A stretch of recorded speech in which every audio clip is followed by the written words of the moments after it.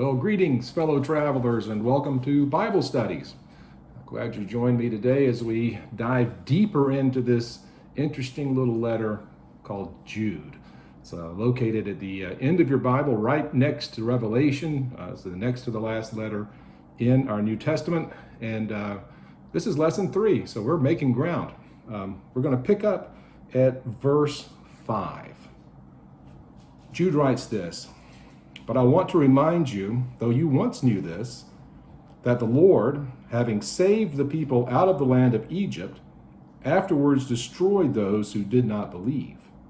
And the angels who did not keep their proper domain, but left their own abode, he has reserved in everlasting chains under darkness for the judgment of the great day, as Sodom and Gomorrah, and the cities around them in a similar manner to these, having given themselves over to sexual immorality and gone after strange flesh, are set forth as an example, suffering the vengeance of eternal fire. Likewise also these dreamers defile the flesh, reject authority, and speak evil of dignitaries. Yet Michael the archangel, in contending with the devil, when he disputed about the body of Moses, dared not bring against him a reviling accusation, but said, 'The Lord rebuke you.' But these speak evil of whatever they do not know, and whatever they know naturally, like brute beasts. In these things they corrupt themselves. Woe to them, for they have gone in the way of Cain, have run greedily in the error of Balaam for profit, and perished in the rebellion of Korah." Ooh. Well, we're going to stop right there. There's a whole lot of stuff going on. As I said, Jude gives us a really fascinating snapshot into what's going on in the world of that early church, written around AD 65.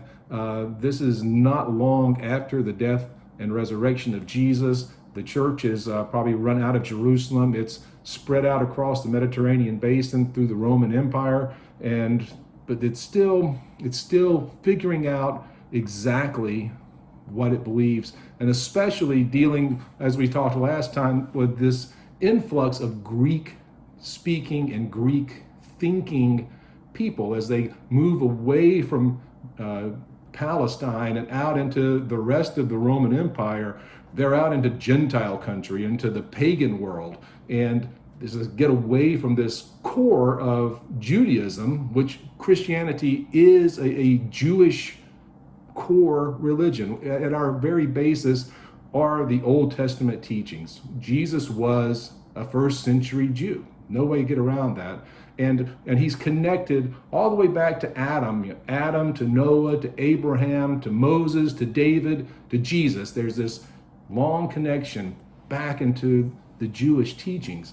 And as that Jewish sect, as this early Christian community comes out and collides with this Greek thinking Hellenistic world, there was obviously going to be some conflicts because they were seeing things from a totally different perspective.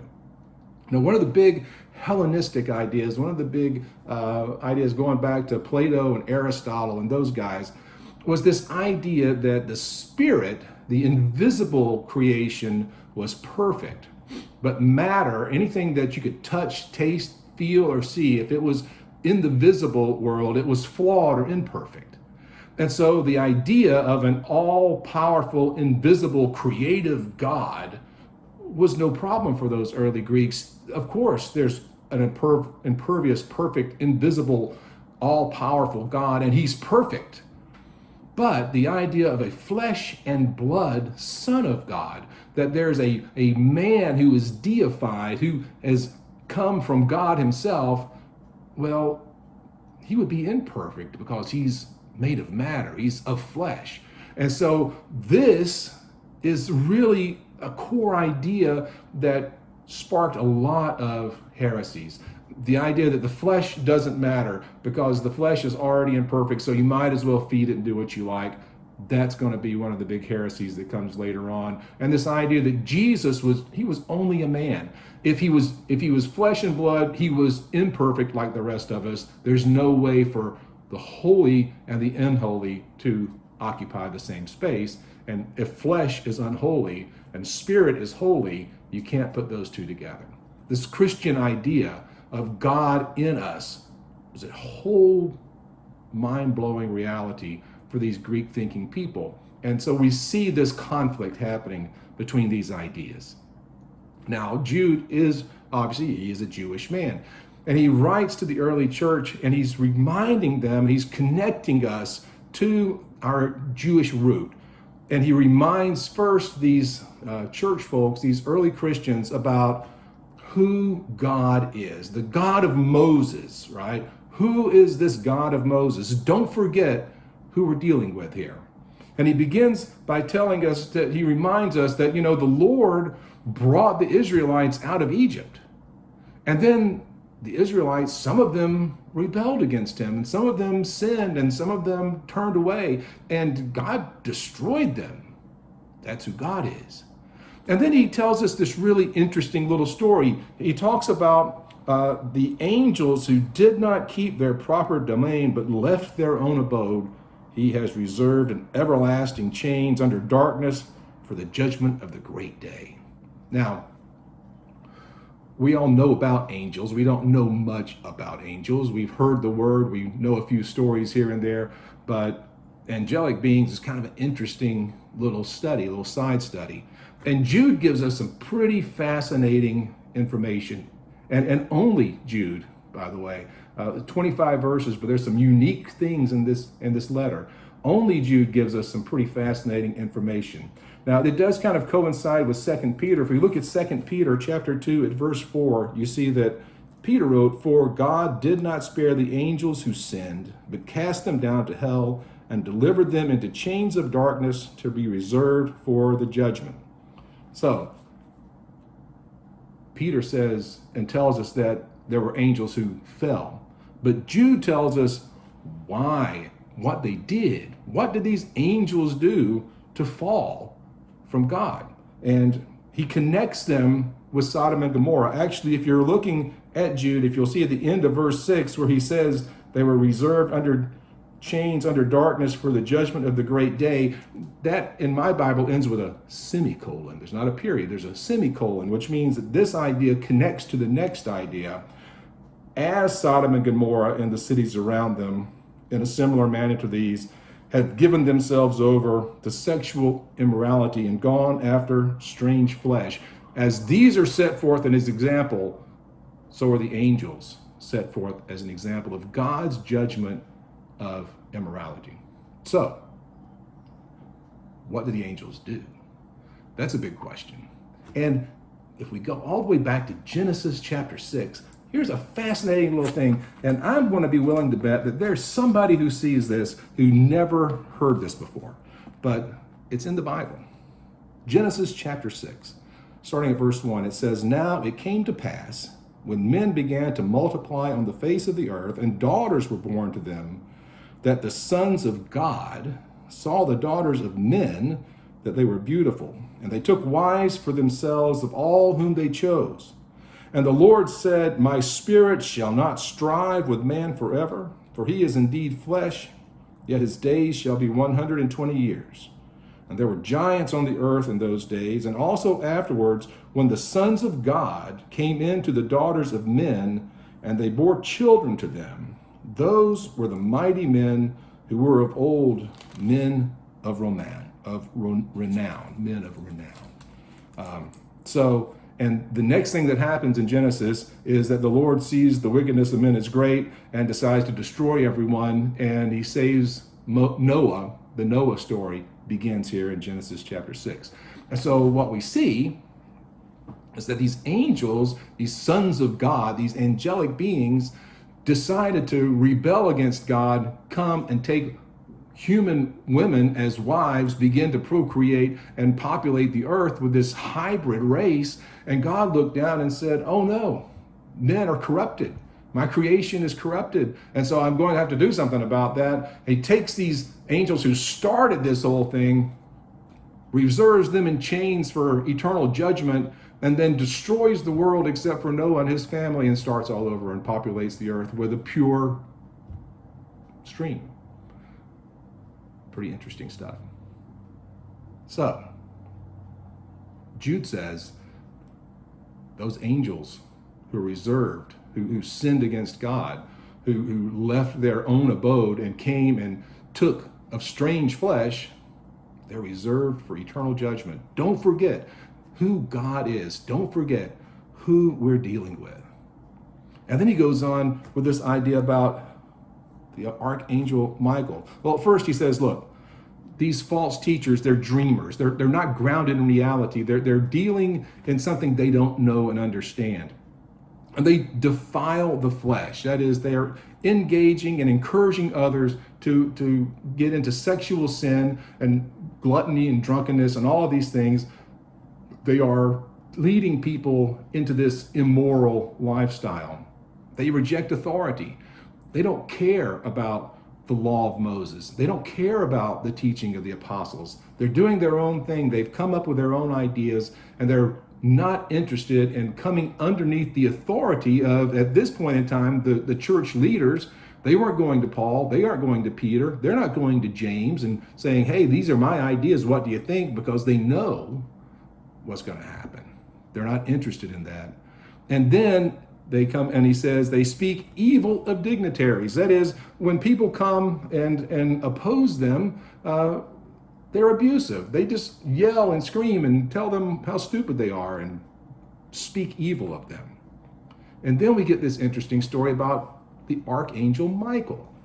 And he says, even Michael, when he was contending with the devil, when disputing over the body of Moses, he didn't yell at Satan. He said, the Lord rebuke you. He gave no reviling accusations.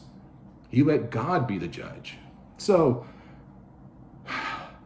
interesting story there. It's nowhere else in the Bible. We have this incredible little moment where Michael, the archangel, that Michael, if you study Michael, he appears a few places, especially in the Revelation and in Daniel. And he's like the general of God's angelic host. He's the right-hand man in angelic beings. Very powerful person or angel.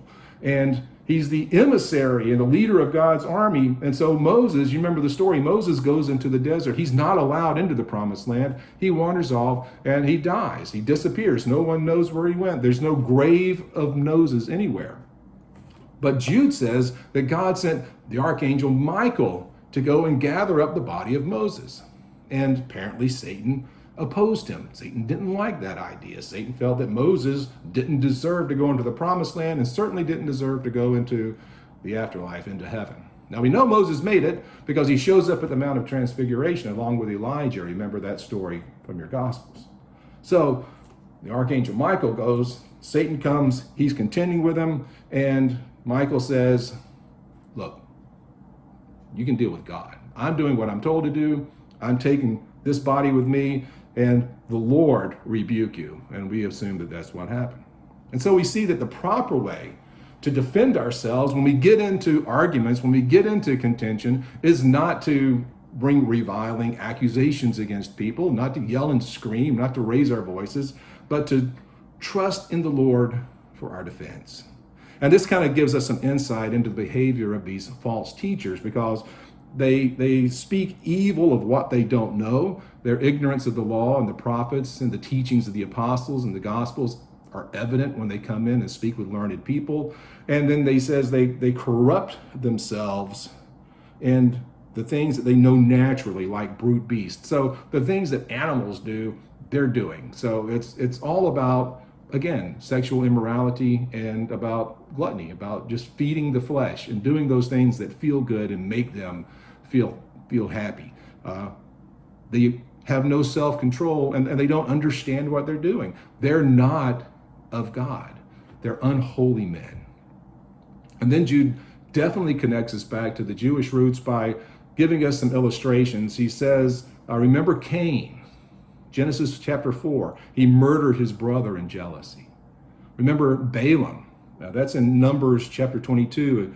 He was willing to sell out his people for profit. Remember Korah. That's in Numbers 16, who leads the rebellion against Moses in the desert because they didn't like the way he was doing things. And none of those stories end well for the people involved, by the way. God judged and dealt with all of these situations.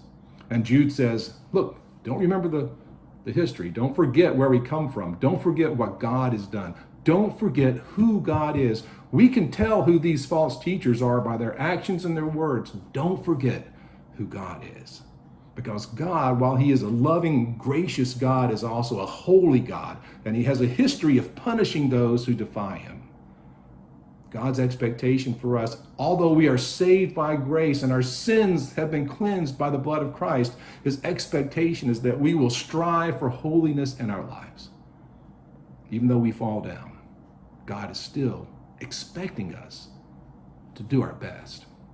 And these teachers, these false teachers, these men who've crept in unnoticed, well, they're leading the people not into holiness, but into unholiness, into sin and rebellion. They're leading them away from God. And that is the core problem in Jude. This conflict between these Greek ideas and these Jewish ideas.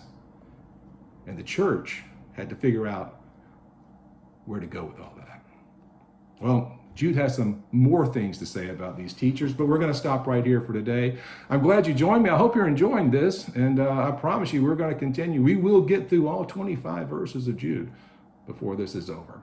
Anyway, God bless you. Have a great afternoon, great evening, great morning, whatever time it is when you watch, and we'll see you next time. God bless.